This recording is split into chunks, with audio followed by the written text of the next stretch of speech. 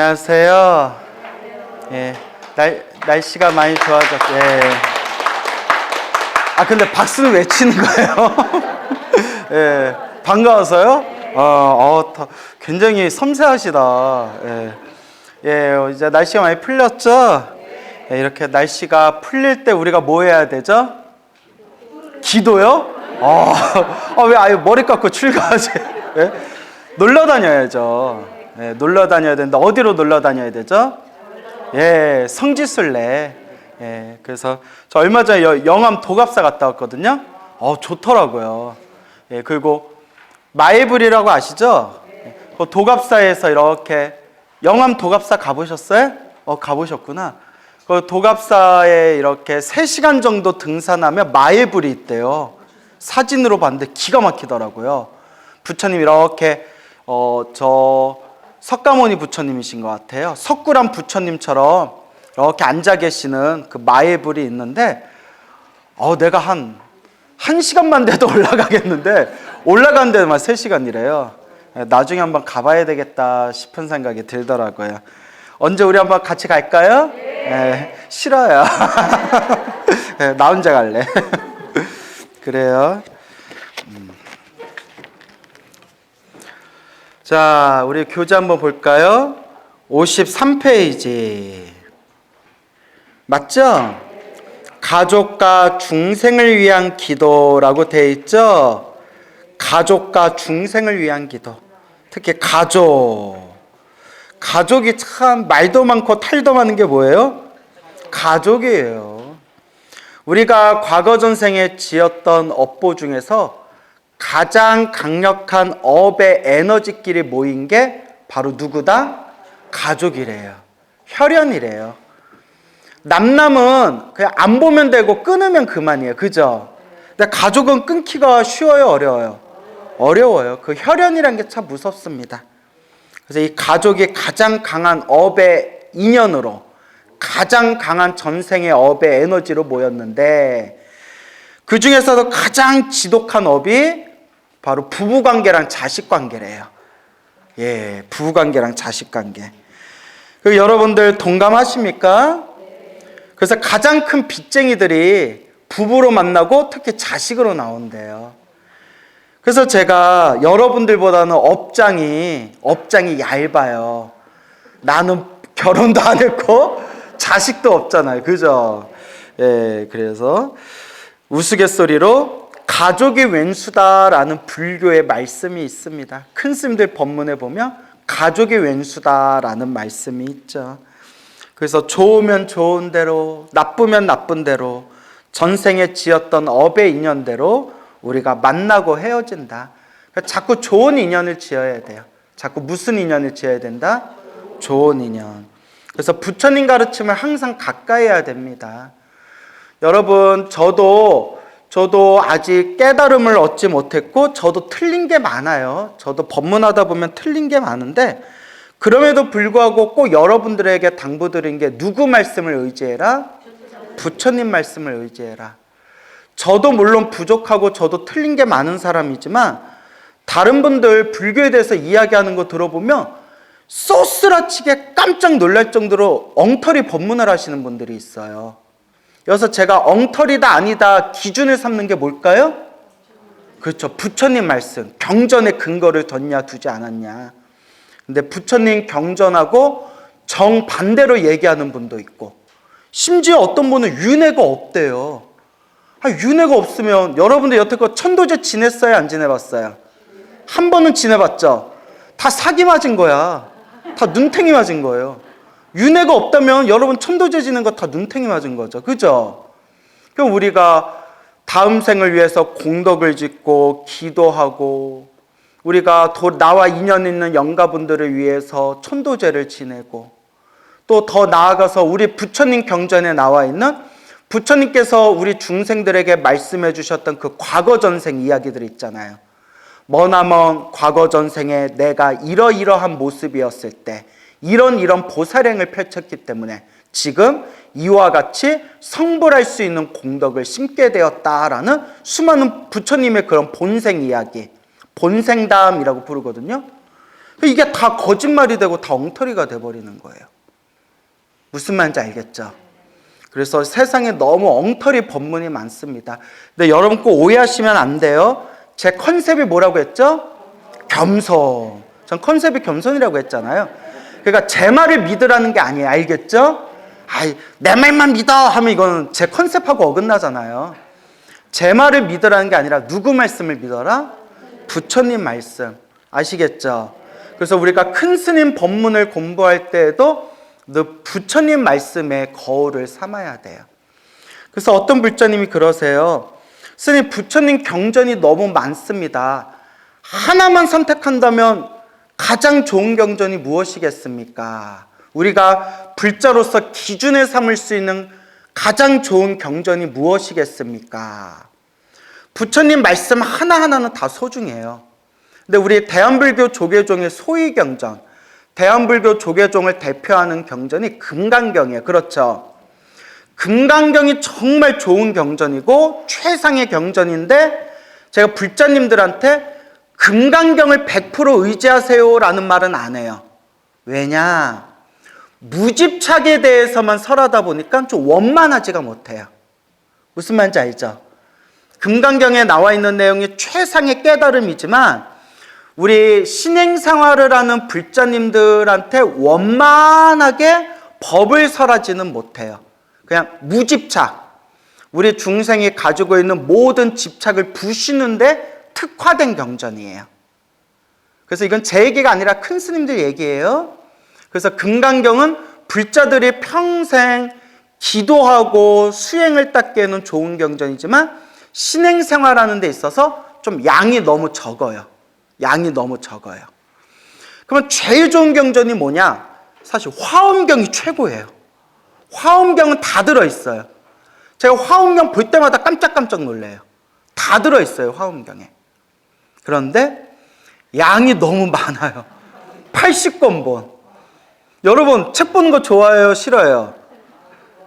아이, 뭘 좋아해요? 책 보는 거 좋아해요? 근데 80권본. 졸려요? 예, 업장이 두꺼워서 해요. 나도 지금 강의하는데 졸립다. 야. 예? 그래서 80권본 화엄경, 양이 너무 많아요.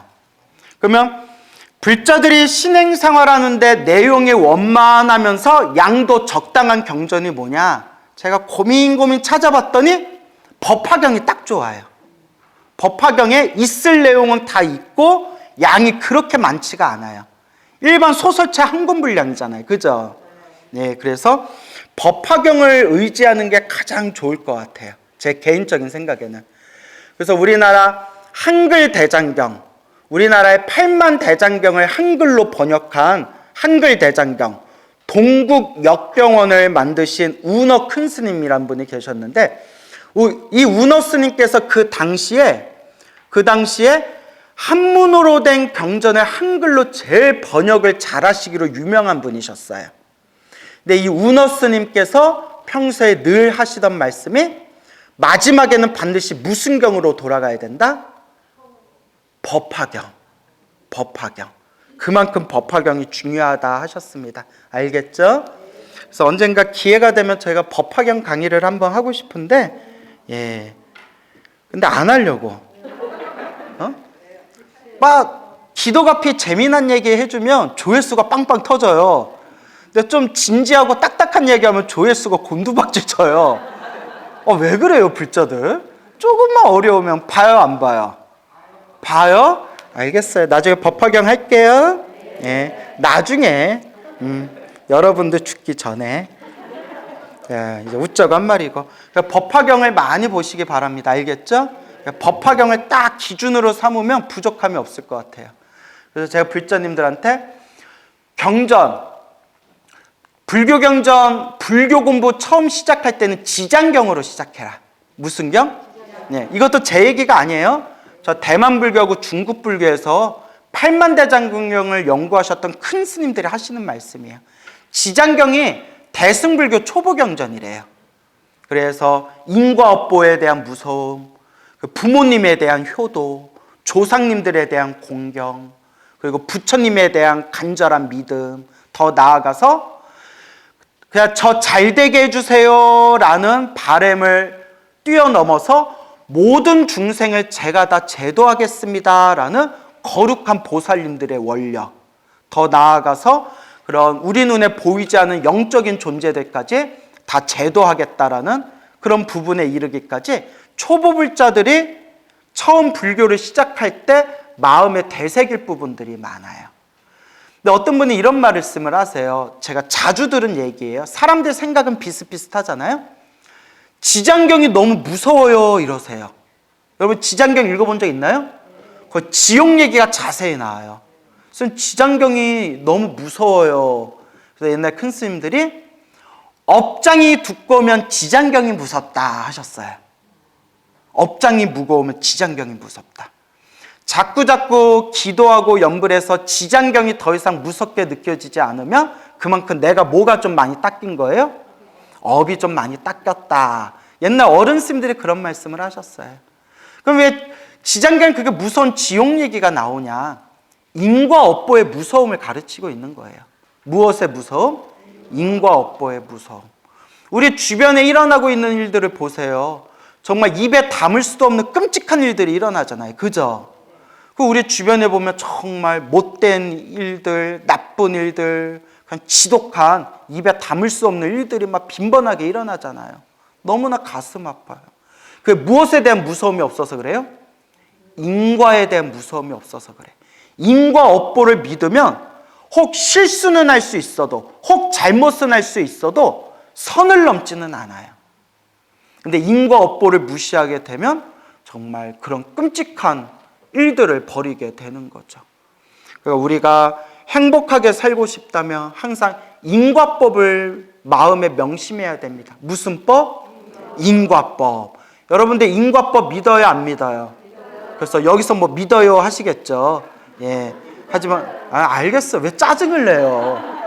믿으면 됐지 왜 짜증을 내요? 그래요? 그래서 우리가 믿는 만큼 자꾸 닦아야 돼요. 예, 그래요. 53페이지. 가족 얘기하다가 여기까지 왔죠? 나는 학생들에게 권하는 이 기도법을 제가 불자들에게도 즐겨 일러주고 있다. 곧 가족을 위한 기도를 집에서 매일 하라는 것이다. 가족을 위한 기도. 그때도 요령은 마찬가지다. 잠자기 직전 한숨에 108번의 연불과 기원. 우리 앞에서 다 배웠죠? 다른 점이라면 앞에 수험생 경우는 자기 기도를 자기가 하는 것이지만 가족을 위한 기도는 남의 기도를 어떻게 한다? 대신 해준다는 점이다. 그러나 대신해주는 기도라 하여 효과가 떨어지는 것은 아니다. 저는 아니라고 봐요. 직접 하는 기도가 가장 효과가 좋고 남을 해줄 위하는 기도, 가족을 위한 기도도 효과는 있지만 그래도 직접 하는 것보다는 효과가 크겠어요? 적겠어요? 적겠죠. 이제 일타 스님께서는 남을 위해 해주는 기도도 가족을 향한 기도도 대신 기도를 해줘도 효과는 있다. 아마 이 말씀을 하시려는 것 같아요. 그렇죠? 예. 그래도 배가 고프면 누가 먹어야 돼요? 자기가 먹어야죠. 가족들한테 밥상 차려줘 놓고 내가 너희를 위해서 밥 많이 먹었으니까 배부르지? 말이 돼요? 안 돼요? 안 되죠. 예. 밥상을 차려주는 것까지는 내가 해줄 수 있지만 결국 밥 먹고 안 먹고는 누구의 몫이에요? 그 사람들의 몫이죠. 그렇죠, 여러분? 예, 그래서 기도는 직접 해야 효과가 더 크다. 물론 남을 위해서 간절히 기도해줘도 효과가 있기는 있더라. 대신해주는 기도의 원리는 햇빛을 거울로 받아 어두운 방을 비춰줌으로써 그 방을 환하게 밝히는 것과 같은 것이다. 그러니까 내가 직접 기도하는 거는 햇볕을 내가 직접 받는 거예요. 근데 남을 위해서 기도해 주는 거는 어두운 골방에 있는 애한테 거울로 햇볕을 비춰서 방 안에도 넣어주는 것 같아요. 아무래도 차이는 있겠죠. 그래서 결국은 햇볕은 내가 문 밖에서 나와서 내가 방 안에서 문 밖으로 나와서 내가 햇볕을 직접 보는 게 더 좋잖아요. 그와 같이 기도는 직접 하는 게 중요합니다. 하지만 남을 위한 기도도 절대 효과가 없는 건 아니에요. 내가 가족 중 한 사람을 생각하며 관세음보살을 부르면 관세음보살의 밝은 가피가 그에게로 향한다. 남편이나 자식이 직접 기도를 하진 않지만 내가 기도하는 힘으로 모두 잘 될 수 있는 것이다.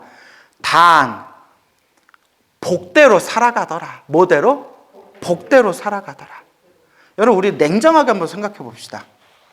제 아시는 불자님들 중에서도 그렇게 절에 열심히 다니고 자식들 위해서 기도했는데도 집안이 안 풀린 집안들이 제법 많아요. 여러분도 주변에 보셨죠? 예. 갑자기 또 너무 부정적인 얘기를 하나? 아니, 우리가 있는 그대로 얘기하자고요. 여러분, 저는 기도의 힘을 믿는 사람이잖아요. 저는 인과법을 믿고 기도의 힘을 믿잖아요. 근데 냉정하게 보자는 거예요. 정말 기도를 열심히 했는데도 자식들이 잘 안 풀리는 집안 많아요. 그런데 나라 팔아먹은 친일파 자손들이 우리나라는 잘 살아요. 맞죠, 여러분? 네. 나라 팔아먹은 친일파 자손들이 학계에, 경제계에, 정치계에, 교육계에 쫙 깔려 있잖아요. 이거는 우리가 조금만 책만 봐도 그런 내용 나오잖아요. 예. 근데 정말 부처님한테 기도 열심히 해도 안 풀리는 집안이 있어요. 그 왜 그러느냐? 결국 뭐대로 삭더라? 복대로 살아가더라. 다 자기 복대로 살더라고요. 그러면 우리가 왜 기도하고 선업을 짓고 공덕을 닦을까요? 무엇을 쌓고 있는 과정이에요? 복을 쌓고 있는 과정이에요. 이번 생에 못 받아도 언제라도 받는다? 다음 생에라도 받는 거예요. 그게 중요합니다. 이건 제 얘기가 아니에요. 어디에 나오는 얘기예요? 경전에 나오는 이야기예요. 이번 생에 못 받아도 다음 생에라도 받는다. 그걸 꼭 명심하셔야 됩니다. 자, 그래서 좋은 일이 생기든 나쁜 일이 생기든 누가 지은 업의 인연이다? 내가 지은 업의 인연이고, 이 인생을 살아가는 존재들은 다 뭐대로 살아가더라? 다 자기 복대로 살아가더라. 그러니 복대로 살아가는 이 중생계의 흐름을 살펴봤을 때 원망할 사람이 있더라 없더라? 없더라. 부러워할 사람이 있더라 없더라? 없더라. 부러워하거나 질투하거나 시기할 사람이 없어요. 다 자기 복대로 사는 거예요. 원망스럽고 믿고 싫은 사람도 사실 없어요. 잘 안 되지만 사실은 없어요. 뭐대로 살아가는 거예요? 복대로 만나고 복대로 헤어지고 복대로 살아가는 거예요. 그러면 불교 공부를 제대로 하면 결국 자기 자신을 살펴보게 돼요. 내가 복을 많이 지었나? 내가 박복하게 살았나? 자기 자신을 딱 바라보면 답이 나오잖아요. 여러분, 복을 많이 짓고 산 것 같은가? 박복하게 산 것 같은가? 스스로를 비춰보시면 돼요. 그나마 다행히 우리가 착한 뿌리, 성근이 있어서, 무엇이 있어서? 착할성 뿌리근, 착한 뿌리가 있어서 무엇을 만났구나? 부처님 법을 만났으니 그냥 묵묵히 이제 닦으시면 돼요. 그냥 닦으면 됩니다. 이제 우리가 인과법을 알았잖아요. 그죠? 인과법을 알았으니까 내가 지었던 나쁜 업보를 기도의 힘으로 녹이고 지금부터라도 조금씩이라도 선업을 지어나가면 돼요. 결국 누가 닦는 거다? 내가 닦는 것이다 라는 걸 명심하시기 바랍니다. 알겠죠? 특히 가족끼리는 뇌파작용, 뇌 전파작용이 어느 누구보다도 강하다. 기도하면서 이 텔레파시를 보내면 불보살의 밝은 광명이 그 가족에게 전달되고 그 가족이 밝은 광명을 받게 되면 어둡던 장애가 사라져서 뜻과 같이 이룰 수 있게 되는 것이다. 그리고 기도의 대상으로는 가족을 중심에 두되 친가 사람, 시가 사람, 외가 사람을 막론하고 마음이 가는 사람 모두를 위해 기도해 주는 것이 좋다. 결코 편협한 마음으로 기도 대상에서 제외한다거나 미워하는 마음을 가져서는 안 된다. 그래서 티베트 불교에서는 남을 위해서 하는 기도를 최고로 쳐요. 더 나아가서 일체 중생들을 향해서 기도하는 걸 최고로 칩니다. 티베트 불교는. 그래서 남을 위해서 기도할 때 4단계가 있어요. 몇 단계? 4단계. 자, 1단계. 자, 여러분 한 구절씩 따라해 보세요.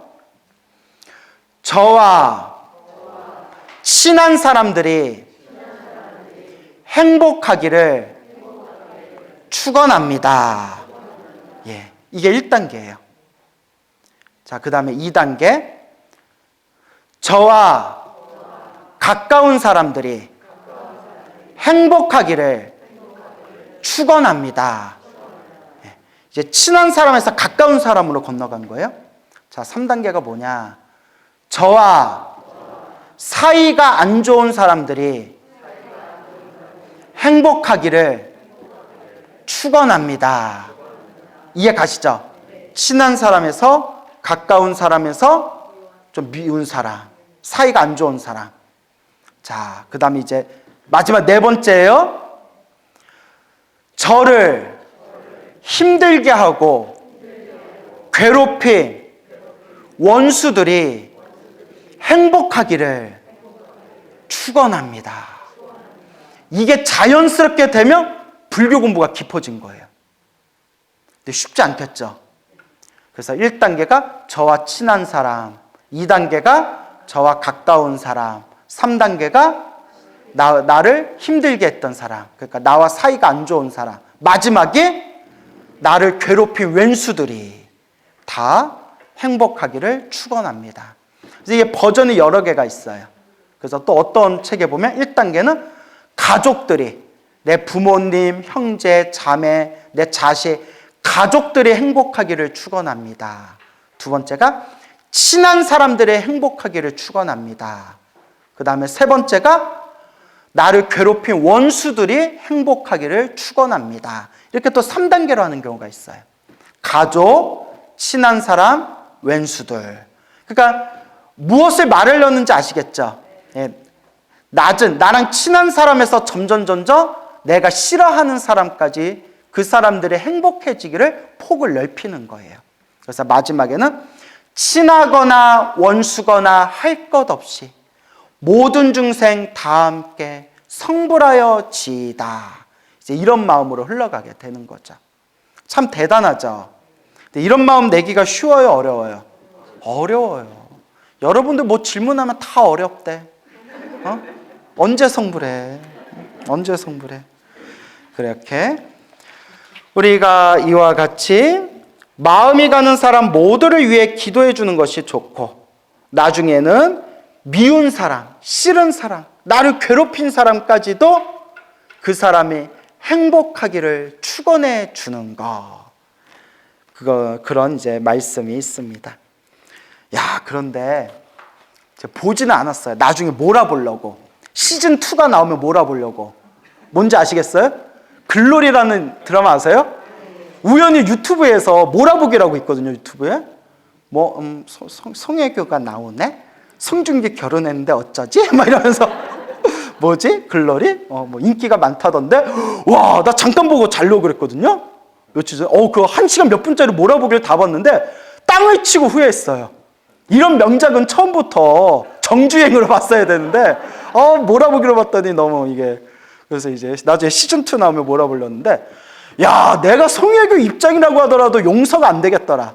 나는 걔네들 모아놓고 휘발유 뿌리고 같이 죽었다, 나 같으면.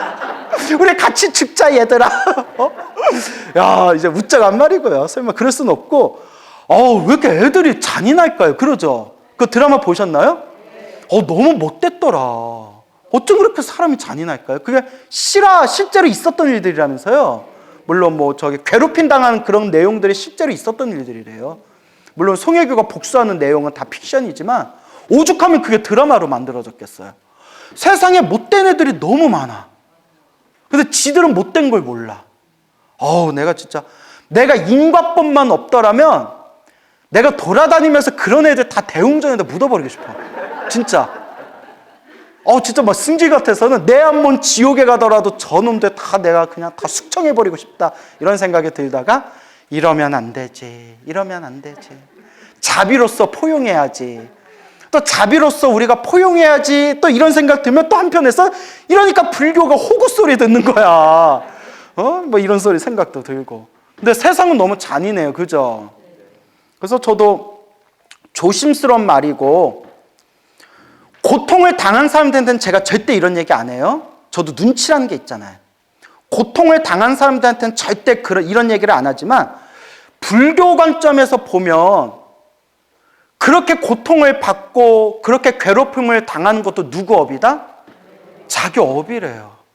그렇기 때문에 고통받은 사람들한테 그런 말을 할 수가 없어요. 선생님, 쟤네들이 나 괴롭히고 막 저 때리고 저를 막 너무나 힘들게 했어요. 선생님 했는데 선생님이 불교 신자야. 해교야, 네 업이야. 네 업이러니 하고 받아야지. 어디 고데기 어디 보자. 여기 한 몇 군데만 더 지져보자 우리. 네 업이 빨리 녹을 거야. 이게 돼요, 안 돼요? 안 되죠. 물론 그런 정신병자도 없겠지만, 예, 다 내 업이다, 내가 닦아야 된다라는 거는 나한테 하는 얘기예요. 여러분, 남한테 하는 얘기가 아니에요. 누구한테 하는 얘기예요? 나 수행할 때 나한테 하는 얘기예요. 남의 고통은 슬퍼해 줘야 돼요. 뭔 얘기인지 알죠? 부처님이 고통 속에 빠진 중생들을 바라보면서 어떻게든 그 중생을 제도하려고 하잖아요. 그죠? 근데 잘 보세요. 부처님이 인과법을 얘기했잖아요. 부처님, 관세음보살님, 저 너무 괴로워요. 저 구해주세요. 한데 관세음보살님이 짠 하고 나타났어요. 하얀 옷을 입고 샤라라라 이렇게 나타났어요. 예? 머리 치렁치렁 머리 촥 하면서 샴푸 한번 바꿨을 뿐인데 이러면서 관세음보살님이 샥 나타나가지고 고통에 빠진 중생한테 네 업이다. 네 업이니까 네가 받아야 된다. 나 조금 있다 나 또 메이크업 받아야 되니까 자꾸 부르지 말아라. 관세음보살님이 이런 적 있으세요? 없으세요? 없잖아요. 어떻게든 그 고통에 빠진 중생을 구제하려고 하셨지 네 업이다라고 버려두지 않으셨어요. 맞죠, 여러분? 예.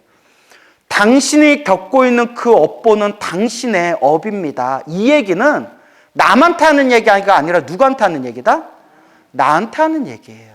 나한테. 고통에 빠진 중생을 어떻게든 구제해 주려는 게 그게 불자의 마음이에요. 제가 업에 대해서 연구를 많이 했잖아요. 저때 부처님은 고통에 빠진 중생들한테 그 중생을 구제해 주시고 난 뒤에 사실 이게 다 네가 전생에 지었던 그 업을 네가 받고 있는 거였다. 이러셨지? 고통에 빠진 중생을 모른 척 하시면서 네 업이다라고 말씀하신 적은 없으세요. 그렇기 때문에 이 세상에 참 고통받는 중생들을 우리가 조금이라도 도움을 주려고 노력을 해야 되고, 그리고 꼭 명심해야 되는 게 가해자들 있죠. 남을 괴롭힌 가해자들. 남의 눈에 눈물 흘리게 한 업보는 다음 생에라도 자기가 피눈물을 흘리게 됩니다. 그 업보가 분명히 있습니다. 우리가 인과법을 철저히 믿으면 나쁜 짓을 할 수가 없어요. 내가 이 업을 언젠가 내가 받을 텐데, 그 인과법을 믿으면 내가 순간 실수를 해서 탐욕과 성냄과 어리석음 속에 다른 사람을 힘들게 했다 하더라도 금방 정신 차려요. 그리고 내가 이러면 안 되지 하고 참회를 하게 돼요. 인과법을 믿는 사람들은. 내 세상에는 이런 인과법을 믿지 않는 사람들이 너무나 많아요.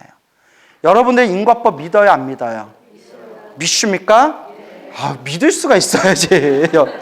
그래요. 믿습니까? 예, 쉽네다. 믿습니다. 분위기 점점 이상해지고 있어. 그래요. 결국 내가 지은 업보지만 우리는 모든 게 다 업보다라고 놓아버리는 게 아니라 고통에 빠진 중생을 조금이라도 구제하기 위해서 노력해야 된다라는 걸 명심하시기 바랍니다. 자, 54페이지. 한 번은 법문을 하면서 식구들마다 기도해 주라고 했더니만 법회가 끝난 뒤 노보살 한 분이 따로 찾아왔다. 스님, 우리 큰 사위는 기도를 안 해줄랍니다. 아유, 삐졌어. 장모님 삐졌어. 왜 그러십니까? 우리 큰 사위가 부산에서 판사 노릇을 하는데 하루는 딸네 집을 찾아갔더니 참외를 깎아줍디다. 그런데 깎은 참외를 칼로 푹 찍어서 어머니 잡수소 하지 않겠습니까? 그런 불악무식한 놈이 어디 있습니까? 꼴도 보기 싫은데 어찌 기도가 되겠습니까? 이 이야기를 바라보는 관점이 달라요. 어떤 분은 내 큰 사위가 판사면 내가 그 칼을 씹어먹겠다. 그렇게 얘기하신 분도 있어요. 아니, 큰 사위가 판사인데 참외를 칼로 찍어서 아니, 참외를 깎아준 것만도 얼마나 고마운 일이냐. 참 이 할매가 배가 부르다 라고 얘기한 분도 있고, 어떤 분도 이렇게 얘기하더라고요. 스님, 제가 알았습니다. 뭘 아셨는데요? 우리나라 사법계가 왜 이렇게 개판인지 알았습니다. 판사까지 될 정도로 배운 사람이 장모님한테 참외를 깎아줘 놓고 칼로 찍어서 주는 사람이 어디 있습니까? 이런 사람들이 판사니까 우리나라 사법계가 이따위 아닙니까? 이렇게 또 화를 내는 분도 있었어요. 이 얘기를 들으면서 하나의 사건도 하나의 현상도 바라보는 관점이 이와 같이 다르구나 라는 걸 제가 또 느꼈죠. 그렇죠, 여러분? 참 어려워요. 여러분은 큰 사위가 판사인데 참외 깎아가지고 칼로 푹 찍어서 주면 어떡하시겠어요?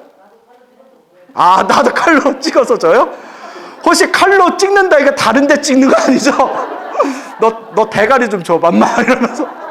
예, 웃자고 한 말이고. 또 멋있다. 눈에는 눈, 이에는 이. 예, 딸이 없어요. 딸이 없고. 예. 아들만 있어요? 예. 아들 몇 있어요?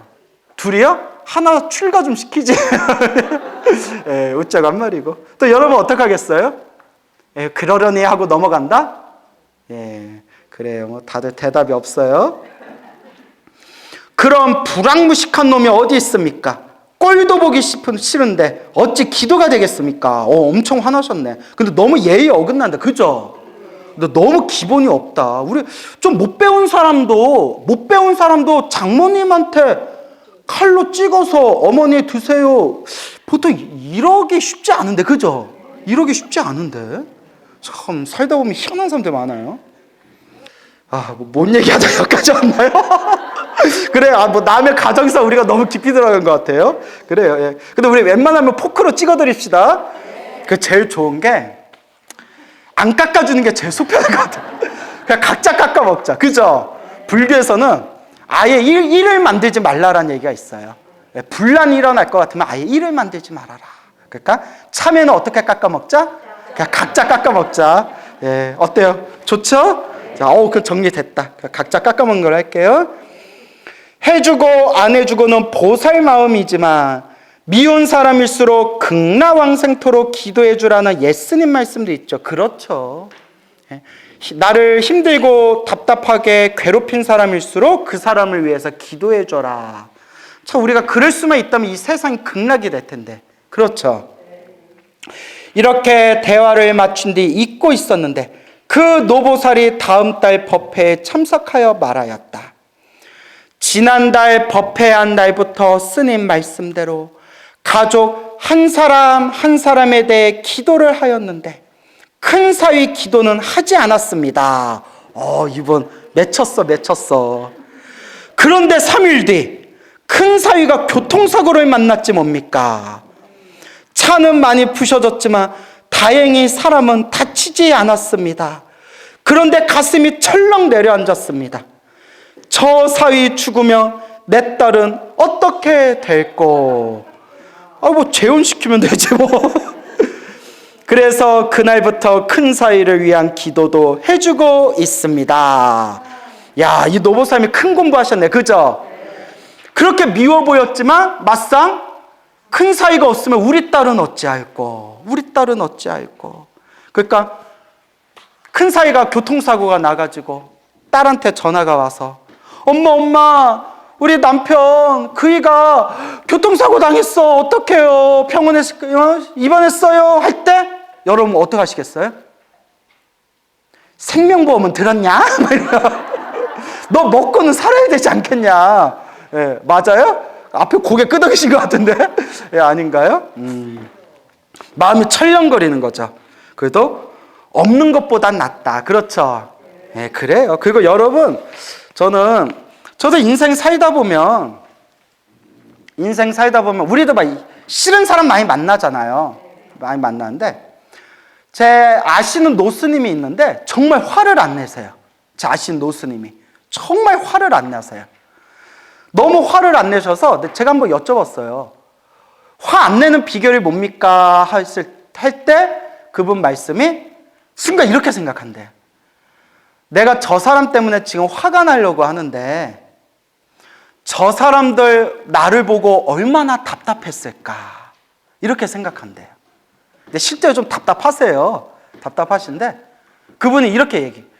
저 사람이 나를 보고 저 사람도 나를 보고 얼마나 화가 났을까. 이 정도면 상당한 마음 공부예요. 그렇죠. 그래서 저도 늘 마음으로 되새기는 게 이게 저한테 하는 얘기이기도 해요. 여러분, 완전한 사람은 없어요. 막말로 완전한 사람은 없습니다. 여러분, 완전한 사람 봤어요? 못 봤어요? 못 봤어요. 진짜 완전한 사람이 없어요. 요 부분이 좋으면 저 부분이 좀 삐딱해요. 저 부분이 괜찮으면 요 부분이 또 좀 삐딱해요. 여기가 괜찮으면 저기가 조금 삐딱선을 타요. 저기가 괜찮으면 또 앞이 좀 이상크부레해요. 완전한 사람이 없어요. 그죠? 아니 여러분 스스로를 보세요. 저도 그래요. 저도 완전하지가 않아요. 저도 완전하지가 않습니다. 저도 스님들한테 칭찬 많이 받아요. 특히 어른들한테 성격이 좋다고, 둥글둥글하고 성격 좋다고. 또 친한 스님들이 저 다 좋아라 해주시는데 한국말은 끝까지 들어야 돼요. 저 싫어하는 사람들은 엄청 싫어해요. 그 사람한테 물어보세요. 나한테 왜요? 그러면 내가. 예. 그러니까 제 말은 내 눈에 다 맞는 사람이 있다 없다? 없어요. 저 웬만하면 어디 가면 저 정말 다른 사람 맞춰주려고 좀 애쓰는 스타일이거든요. 그런데도 저를 싫어하는 사람도 있다니까요. 그래서 사람은 완전하지가 못하고 모든 사람들한테 사랑받을 수가 없어요. 그래서 제가 느끼는 게 그러려니 해야 된다. 뭐 해야 된다? 그러려니 해야 돼요. 예. 정말 아닌 사람은 그냥 안 보면 돼요. 맞죠, 여러분? 예. 정말 좀 몇 번 얘기하다가 얘기해도 될 만한 사이면 나는 네가 좀 이랬으면 좋겠다. 그래도 안 되면 그냥 안 보면 돼요. 예. 그러면 선생님 근데 그 사람 안 보면 제가 엄청 손해 봅니다. 그럼 그냥 봐야죠. 근데 선생님 볼 때마다 화가 납니다. 그러면 안 봐야죠. 안 보는데 아예 안 보려고 마음 먹었는데 손해가 너무 커집니다. 그럼 봐야죠. 그럼 뭐 어쩌라는 얘기냐? 사바세계. 참아야만 살 수 있는 세계예요. 안 보든가 손해를 감수하고 안 보든가 볼 거면 참으면서 봐야 돼요. 무슨 말인지 알죠? 그래서 제가 좋아하는 말이 따라해 보세요. 그러려니. 예, 그러려니 하세요. 예. 예. 갑자기 분위기가 또 다들 속에서 욱 그러려니 이러시는 것 같아요. 동감하시죠? 그래서 그러려니 해야 됩니다. 계속해서 읽어볼게요. 56페이지 맞죠? 약간은 우스운 이야기지만 좋고 싫은 것이 많은 우리로서는 한 번쯤 되새겨 본직한 이야기이다. 다시 주제로 돌아가 가족을 위한 기도에 대해 조금 더 구체화시켜보자. 예를 들어 나의 가족이 아이들의 할아버지, 할머니, 아버지와 큰아들, 작은아들, 딸로 구성되어 있고 어머니, 나가 기도를 한다고 하자. 이 경우 할아버지, 할머니의 건강과 장수를 시작으로 가장인 남편, 아버지를 위해 축원하고 그 다음으로 큰아들, 작은아들, 딸, 친정 부모님이나 형제, 자매를 위한 기원을 한다. 그리고 마지막에는 당사자인 나에 대한 기원을 하면 된다. 기원문은 그러니까 발언문이라고 하죠. 발언문, 축원문은 사람의 형편에 따라 적절히 정하되 한 사람에 대하여 108번 관세음보살과 3번의 축원을 잊어서는 안 된다.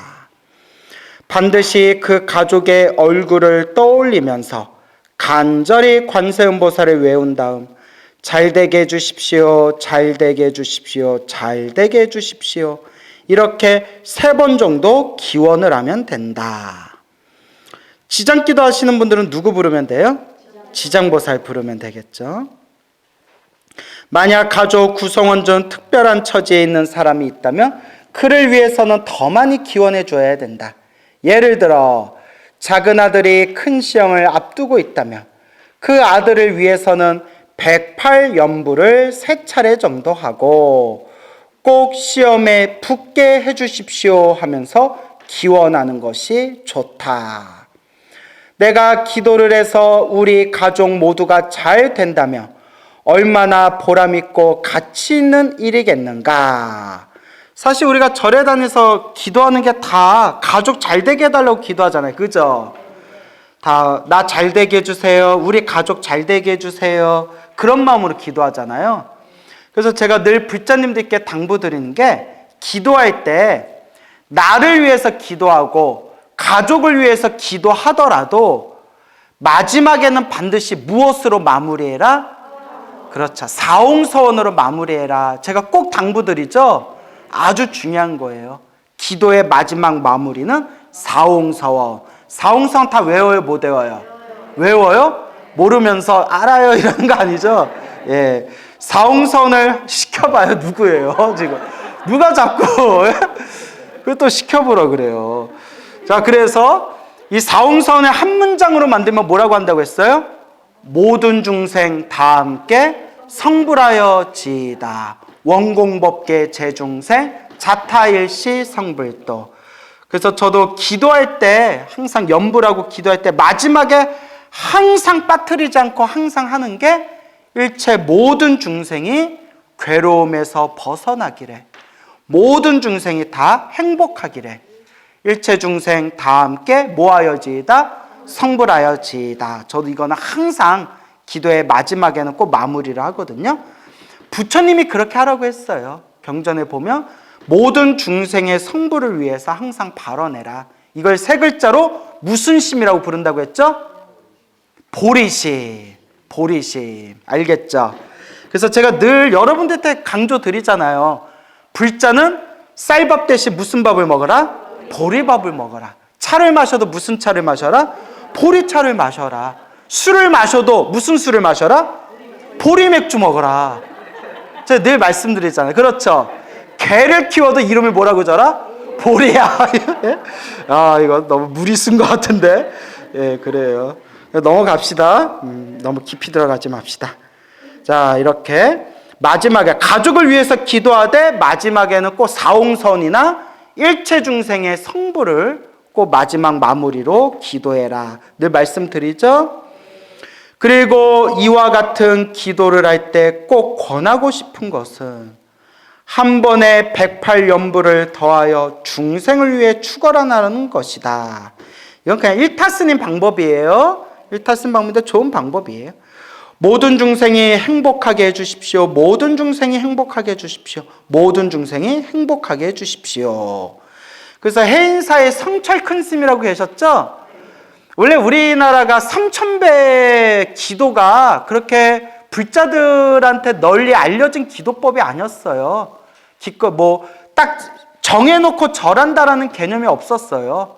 관세음보살 연불하면서 절하고 지장보살 연불하면서 절하고 대신 연불을 많이 하거나 신묘장구 대단한 일을 많이 하거나. 그런데 성철 스님 이후로 3000배 문화가 생기게 되었어요. 3000배.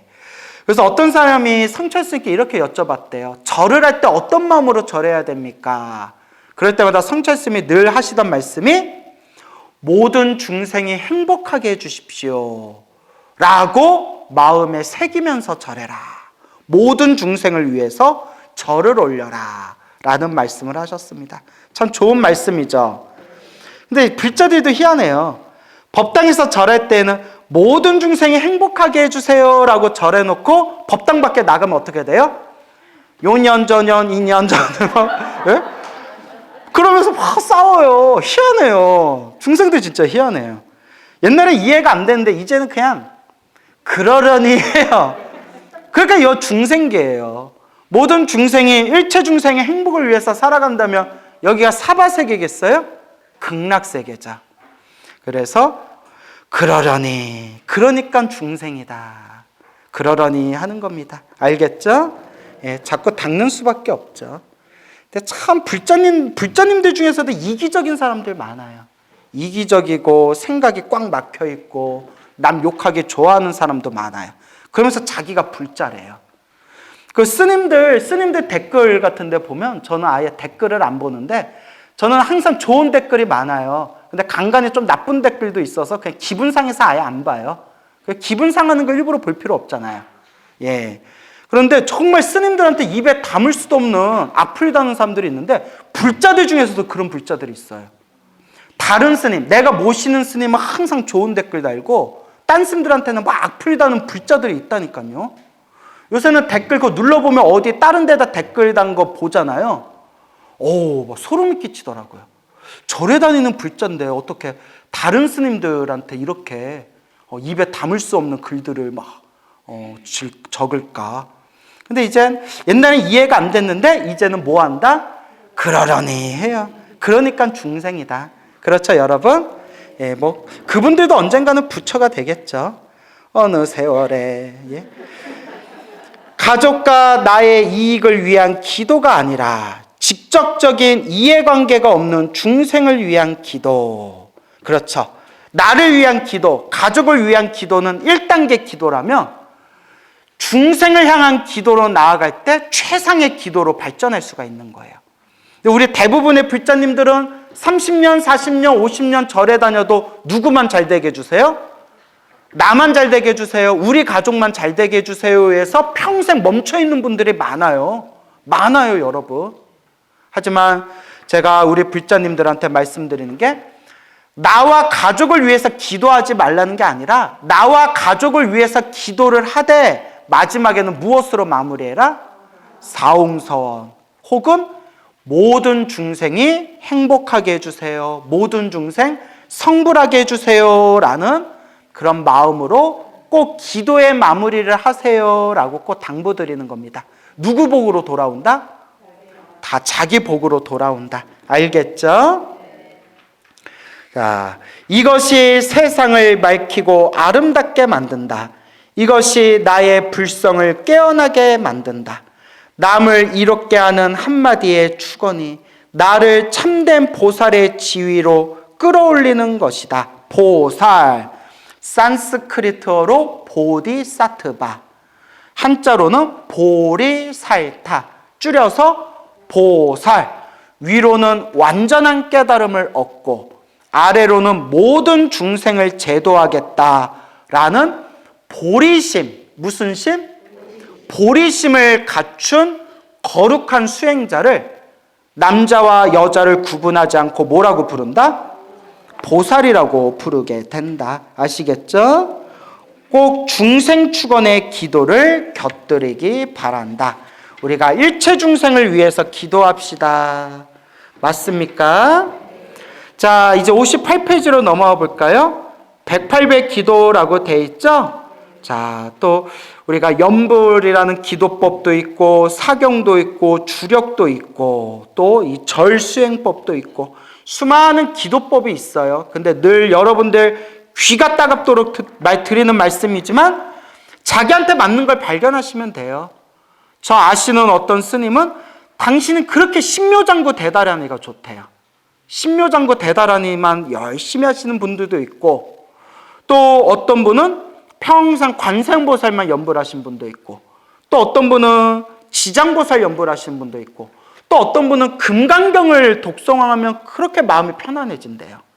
금강경 하시는 분도 있고 또 어떤 분은 스님 제가 이 기도 저 기도 다 해봤는데 저는 법화경을 사경하면 그렇게 집중이 잘 되고 좋습니다. 그래서 법화경 하시는 분도 있고 저도 이 기도 저 기도 많이 해봤고 하고 있지만 그래도 제 기도의 중심은 이제 여러분들 다 아시지만 아미타 연불. 저는 늘 나무 아미탑을 연불하면서 극락왕생 발언하고 있고 그렇기 때문에 자기한테 맞는 기도를 선택하시면 돼요. 알겠죠?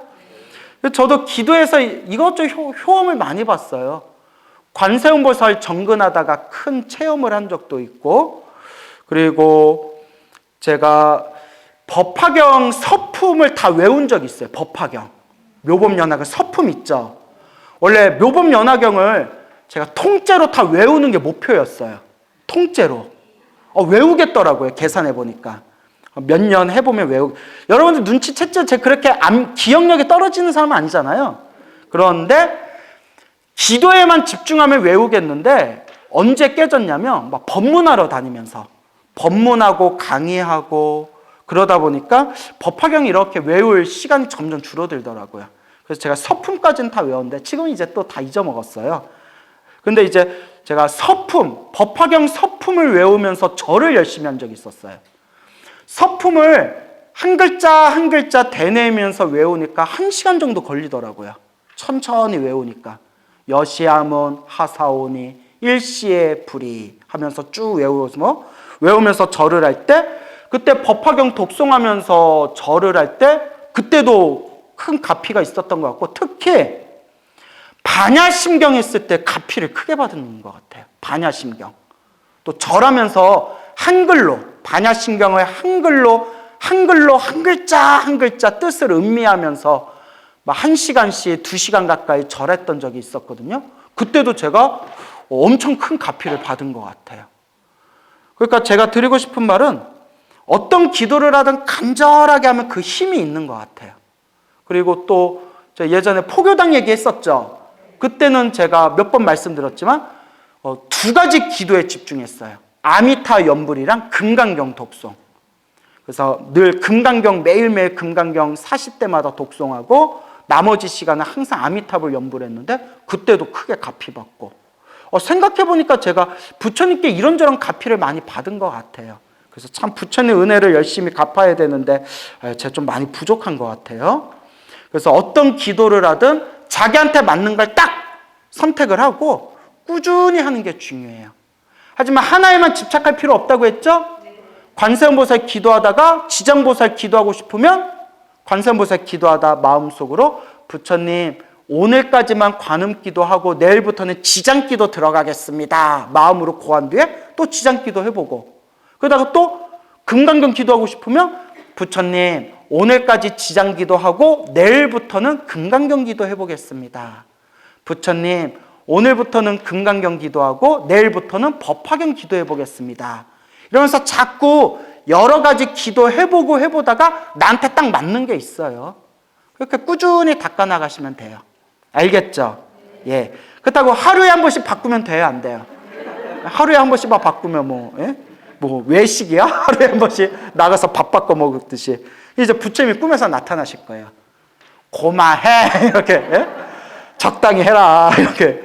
예, 근데 이렇게 기도는 중간중간 바꾸셔도 돼요. 중요한 거는 부처님을 향한 간절한 마음이 소중한 것이다 라는 걸 명심하시기 바랍니다. 기도에 대해서 이제 중심이 좀 잡히죠. 결론은 뭐라고 했어요? 간절함, 정성스러운 마음, 간절함이 중요하다. 왜 절을 하라고 하는가? 잠자기 전에 기도 외에 우리가 일상생활에서 실천할 수 있는 훌륭한 기도법으로는 절을 하는 방법이 있다. 왜 우리 불교에서는 절할 것을 권하는 것일까? 첫째는 절을 통하여 아상을 꺾고 복밭을 이루기 위함이다. 무엇을 꺾는다? 나라는 상, 나라는 생각, 나다, 내 것이다, 나라는 고집을 뜻해요. 이게 모든 번뇌의 근원이래요. 나라는 생각, 내 거, 나의 거, 나의 생각들, 나의 고집들, 그 나라는 것, 그게 모든 번뇌의 근원이래요. 그래서 부처님은 나라는 게 있다 없다. 부처님은 나라는 게 없어요. 그래서 동체대비라고 불러요. 따라해보세요. 동체대비. 동체. 모든 중생을 한 몸이다 생각하신 거예요. 나다 너다가 따로 있는 게 아니라 동체. 모든 중생이 하나의 몸이다. 모든 중생이 하나의 몸이다라는 그 마음에서 우러나오는 자비심을 동체대비라고 부르는 거예요. 아시겠죠? 그래서 절을 하면서 나라는 집착, 나라는 생각을 꺾어버리는 것입니다. 비워버리는 거예요. 비움. 인간의 모든 그릇된 업은, 잘못된 업은 어디에서 비롯된다? 아상. 나다, 내가 제일이다 하는 교만심을 일으켜 제 잘난 맛으로 살기 때문에 모든 문제가 비롯되는 것이다. 세월이 지나면 지날수록 두고두고 이 글이 정말 이 글이 진실이에요. 중생은 여러분, 중생은요, 저도 그렇고 여러분도 그래요. 깨닫지 못한 사람들은 다 똑같아요. 여러분들 마음에 가만히 살펴보면 중생은요, 중생은 다 자기 잘난 맛에 살아요. 맞죠, 여러분? 다 자기 잘난 맛에 살아요. 그게 중생입니다. 그래서 불교에서의 깨달음은 나를 온전하게 비워요. 나를 온전하게 비웁니다. 그래서 불교에 이런 말이 있어요. 누가 침을 뱉어도 닦지도 말아라. 뭐 하지도 말아라? 닦으면 그 사람이 기분 나빠할 수 있으니까. 불교는 호구의 종교예요. 기가 막히죠? 누가 내 얼굴에 침을 뱉어도 뭐 하지도 말아라? 닦지도 말아라. 그 사람이 기분 나빠하니까. 예. 이게 한산이라든가 그런 어떤 중국의 큰 스님들에 나오는 법문인데 이게 원래 유래가 있대요. 오래전에 본 책이라서 기억이 얼핏 잘 안 나는데 중국에 엄청 아부를 잘하는 그런 벼슬아치가 있었대요. 아부를 엄청 잘하는 사람이 있었는데 아부하는 법에 대해서 특강을 했대요. 그러면서 누가 이렇게 얘기했대요. 누가 네 얼굴에 침을 뱉으면 어떡할 거냐? 예, 닦고 웃으면서 화를 내지 않겠습니다. 좋구나. 좋지만 아주 하수이구나. 이 침을 뱉었는데 화도 안 내는데 왜 하수입니까? 닦지 말아라. 닦으면 그 사람이 기분 나빠할 거 아니냐. 닦지 말고 웃어라. 라는 유래가 있어요. 그래서 그거 보고 사회생활은 이렇게 해야 되는구나. 사회생활은 이렇게 해야 되는데 저 실패했어요. 예. 왜냐하면 표정 관리가 안 돼요, 제가. 표정 관리가 안 돼요. 표정 관리가 조금만 잘 됐으면 저도 중앙에 진출할 수 있었는데 표정 관리가 안 돼가지고 자, 웃자고 한 말이에요. 자, 웃자고 한 말이고. 자, 그래서 나를 비운다는 거. 교만심이 문제예요. 제가 우스개로 저의 컨셉은 겸손입니다 라는 말씀 드리죠. 저의 컨셉은 겸손입니다 라는 말씀을 자주 드리는데 여러분, 특히 우리같이 남을 가르치는 입장, 남에게 존경받는 입장에 있는 사람들이 제일 조심해야 되는 게 교만병이에요. 교만. 법화경에 나오죠. 부처님께서 수많은 제자들 앞에서 바야흐로 이 법화경의 가르침을 설하려고 할 때 그 자리에 있던 부처님의 제자들이 우리는 듣지 않겠습니다. 귀를 막고 5,000명의 제자들이 자리를 박차고 나가는 내용이 나와요. 부처님의 제자들이고 그 자리에는 아라함들도 있었는데 저희는 부처님의 법문 듣지 않겠습니다 라고 5,000명이 자리를 박차고 부처님의 법문, 대승법문, 법화경을 듣지 않겠다고 밖으로 뛰쳐나가는 내용이 나와요. 이게 무슨 병이다? 교만병. 이걸 불교에서는 증상만이라고 해요. 증상만. 무슨 만? 옛날부터 지혜로운 사람들이 항상 하신 말씀이고 큰 스님들도 늘 하시는 말씀이고 저도 항상 조심하려고 노력하는데 내 말이 맞다. 내 얘기가 맞다. 내 얘기만 맞다 해버리면 그 사람은 공부 끝난 거래요. 우리가 부처님이 아닌 이상 우리는 완전하지가 않아요. 그래서 법화경을 포함해서 대승경전에 보면 아라한들조차도 완전하지 못하다. 아라한은 번뇌가 사라지신 거룩한 성자지만 실수할 때도 있고 번뇌는 사라졌지만 실수는 한대요. 실수. 그러니까 나쁜 의도가 아니라 정말 어쩔 수 없이 잘 몰라서 실수할 때가 있대요. 아라한들조차도. 번뇌는 없지만. 그리고 부처님보다 지혜의 힘이 약하기 때문에 아라한도 다 모른대요. 탐욕과 성냄과 어리석음이 사라져서 나라고 하는 집착은 없어졌지만 실수할 때도 있고 지혜의 힘도 부처님보다 부족해서 완전하지 않은 존재래요. 그래서 법화경에 나오잖아요. 아라한의 경지를 최고로 여기지 말아라. 그대들을 성불의 길로 이끌기 위한 중간 단계였을 뿐이다. 나오죠, 여러분? 예, 법화경 사경하신 분들 다 아시잖아요. 그런데 우리 같이 남을 가르치는 입장에 있다 보면, 그리고 내 사람들한테 막 가르치다 보면 나를 따르는 추종자들이 생기고 우리 스님, 우리 선생님 하다 보면 뻑이 가요, 뻑이가. 휙 뻑이 가요. 실제로 뇌과학에서 그걸 증명했어요. 심리학에서도 뇌에서 막 그런 아첨이라든가 막 이런 찬양 같은 걸 막 하면 호르몬의 분비가 달라진대요. 그래서 우리가 사람들이 우리 스님, 스님은 방귀 냄새도 샤넬 같아요. 막 이런 소리 듣다 보면, 그런 소리 듣다 보면 이제 뇌에 뽕이 차는 거예요. 그럴 때 이제 큰일 나는 거예요. 내 말이 맞다. 내 말만 맞다. 내가 제일 잘 나가. 진짜 무서운 거예요. 그래요. 거기까지 하세요. 뭐 2절까지 가세요. 그걸 성철 스님이 얘기하셨어요. 성철 스님이 뭐라고 하셨냐? 인간이 수행하면서 가장 괴로운 게 세욕이래요. 세욕. 성욕, 세욕. 이건 어쩔 수 없어요. 왜냐?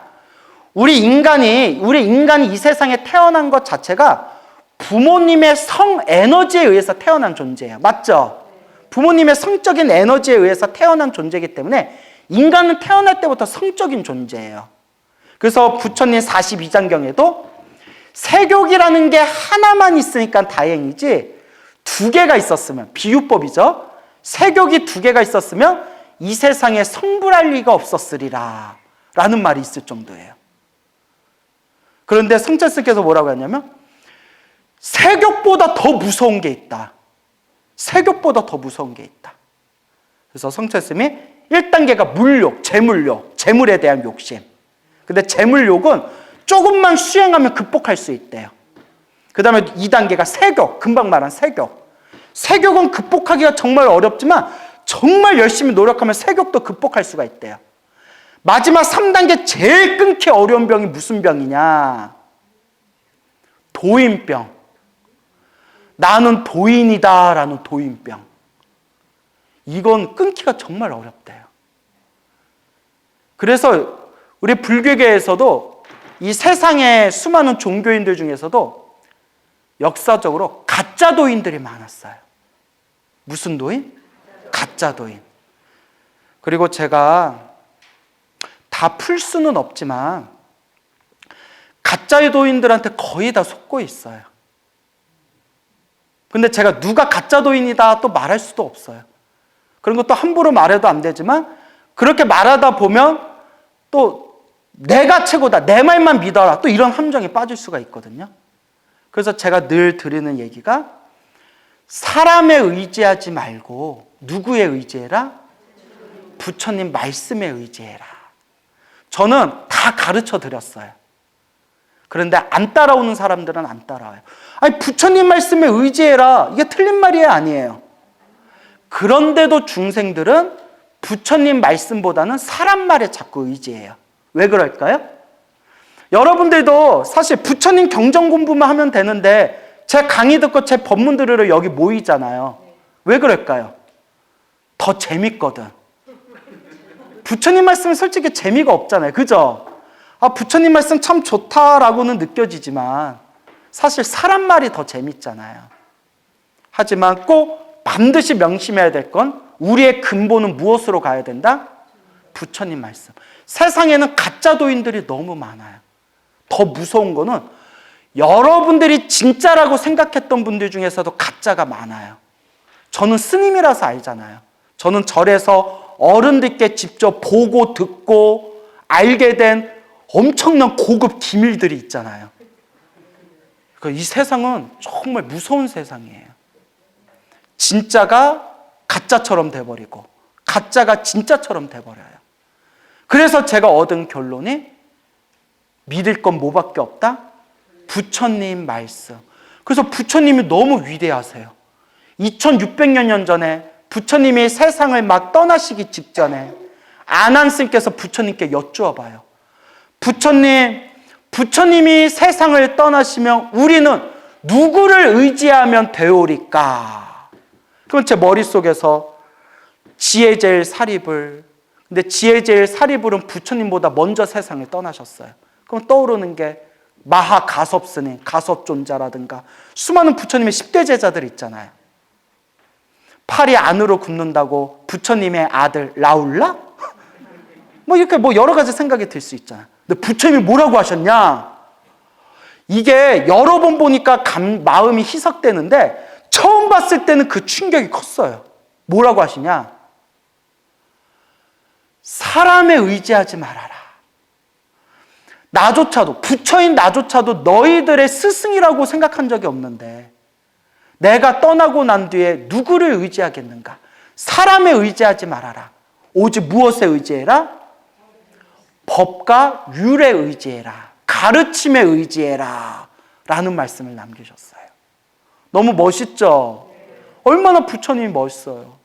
하지만 부처님의 이렇게 소중하고 이렇게 멋있는 가르침을 우리는 100분의 1, 1000분의 1, 만분의 1도 제대로 우리는 소화를 못하고 있어요.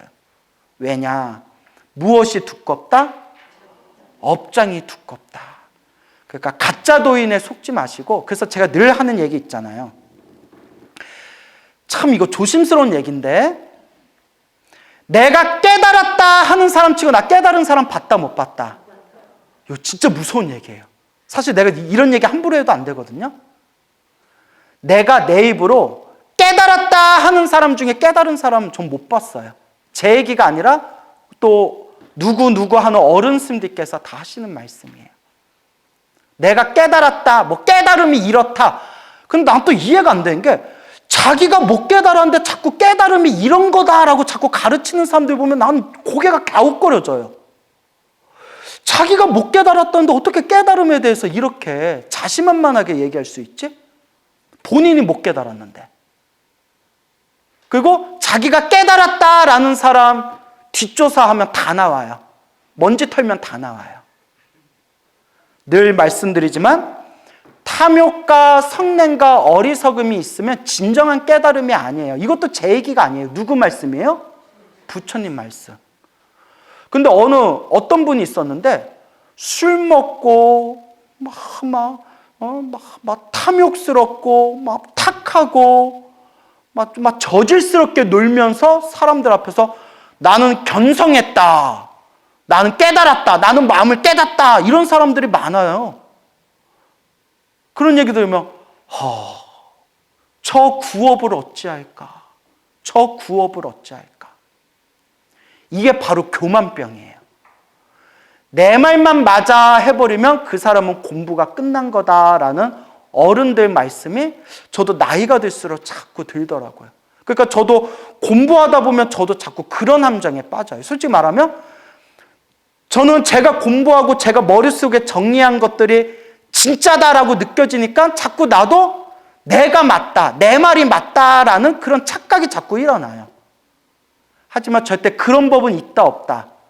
절대 없어요. 오직 완벽하신 분은 누구밖에 없다? 부처님밖에 없습니다. 부처님 외에 일반 우리 중생들은 웬만큼 수행해도 부처님 발 아래 쩌리예요, 쩌리. 그래서 우리 뭐라고 하죠? 쩌리가 이러잖아요. 쩌리예요. 쩌리가 더 닦아 이러는 거잖아요. 그러니까 여러분, 근데 여기 계신 분들 그런 분들이 안 계실 거예요. 보통 여러분 기도하고 염불하는 거 좋아하는 불자님들이 다 그런 건 아니지만 기도하고 염불하는 걸 좋아하는 불자님들이 상대적으로 좀 겸손한 편이에요. 왜냐면 부처님한테 기도하고 염불한다는 게 나를 낮추는 거잖아요. 우리가 부처님한테 기도할 때 어떻게 기도해요? 부처님, 관세음보살님, 아이고 이렇게 기도하잖아요. 근데 어이 관세음보살, 오늘 내 소원 좀 들어줘야 되겠어. 뭐 이렇게 기도하는 분 있어요, 없어요? 미친놈이죠. 천도제 지내는데 딸랑 지장보살아 내 얘기 좀 들어보렴, 이런 놈 있어요, 없어요? 그거 정신병자예요. 지장보살님 이렇게 기도하잖아요, 마음으로. 기도하고 염불하는 분들이 상대적으로 좀 겸손한 편이에요. 다 그런 건 아니지만 상대적으로. 근데 유독 다 그런 건 아니지만 좋으신 분들도 있지만 또 제 말을 오해하면 안 돼요. 제 경험상 또 다른 스님들도 비슷한 얘기를 하세요. 유독 참선하고 명상에 꽂힌 분들일수록 교만심이 좀 강해요. 그게 있어요. 제가 이거 썰을 풀면 정말 재미난 썰들이 많아요. 하지만 늘 말씀드리지만 남을 비판하기 위한 게 아니다. 남을 비방하기 위한 게 아니다. 누구를 바라보자? 자기를 바라보자. 또 오해하시면 안 돼요. 참선하고 명상하신 분들 중에서도 맑고 깨끗한 분들 많아요. 많은데 우리 스님들이 이렇게 스쳐가는 신도들을 보면 유독 그렇게 딱 앉아가지고 허리 세우고 나 잘났다 공부하시는 분들 중에서 좀 교만병 강한 분들을 유독 많이 발견하게 된다.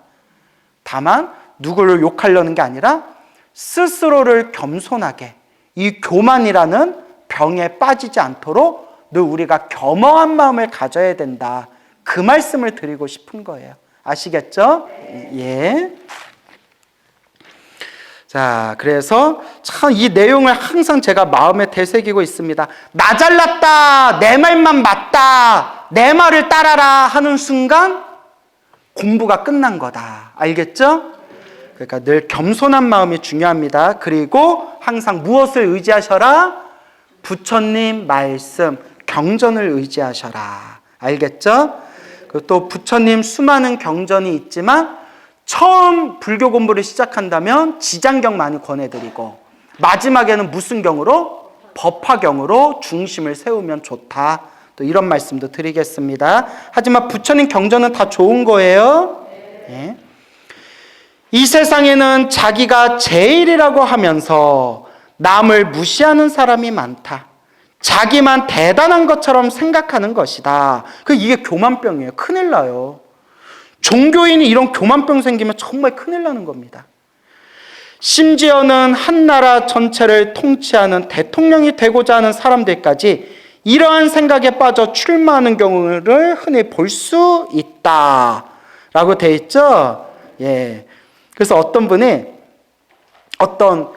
옛날 정말 조선시대 때나 볼 수 있을 만한 그런 아직도 상투 트시고 가 쓰시고 다니시는 그런 할아버지 선비분이 계셨어요. 지금 세상을 떠나셨겠죠? 몇십 년 전 얘기니까. 그분이 우리나라 정치는 다 썩어서 문드러졌다. 이 세상에 제대로 된 정치는 없다. 이런 얘기를 하고 다니시더래요. 왜 그렇습니까? 하고 기자가 물으니까 옛 성인들께서는, 옛 훌륭한 왕들께서는 사람들을 왕위로 올리려고 해도 도망을 가셨다.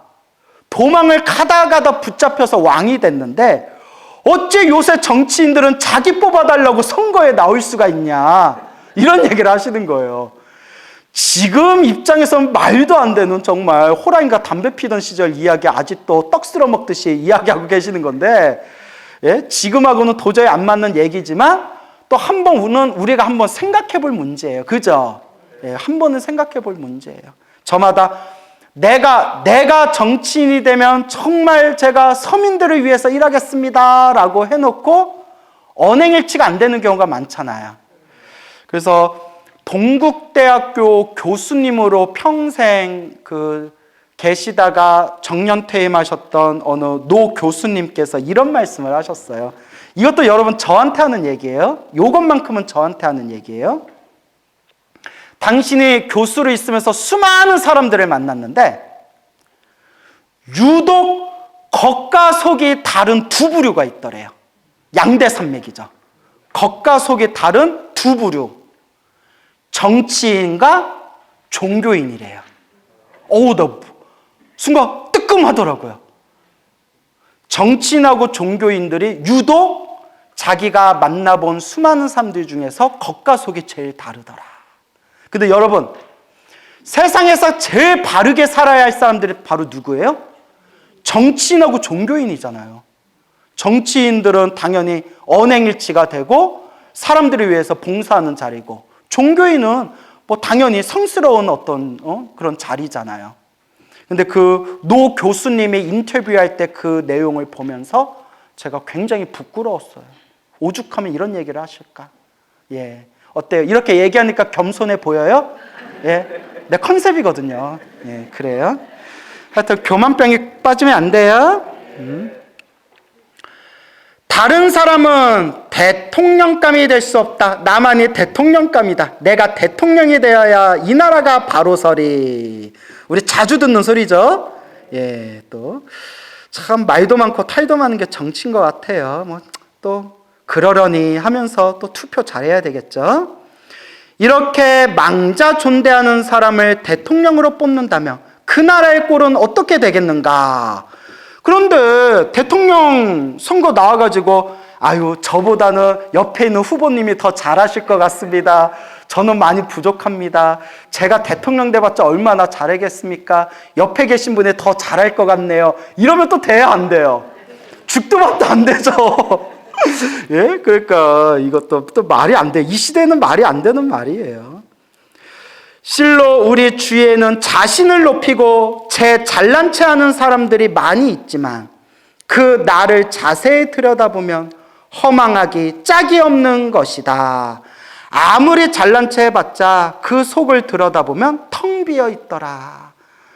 허망한 것들을 가득하더라. 그래서 심리학에 이런 내용이 나와요.